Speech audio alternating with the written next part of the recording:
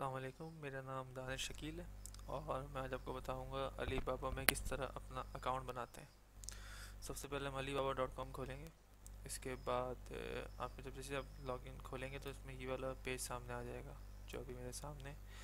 इसमें आप join free now करें तो जब आप इसको खोलेंगे तो एक फॉर्म आ जाएगा जिसको आप फिल करेंगे।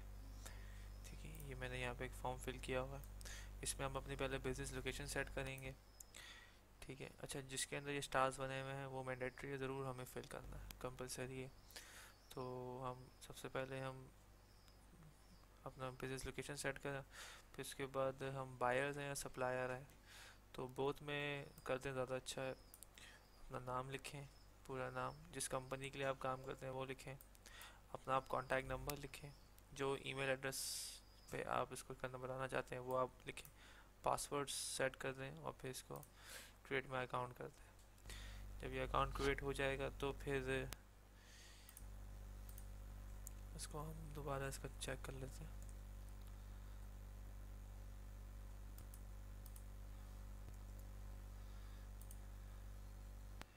फिर जब ये अकाउंट क्रिएट हो जाएगा तो फिर आपके पास एक मेल पहुंचेगी जिसमें मेल आ गई है कि alibaba.com मेंबरशिप डिटेल्स।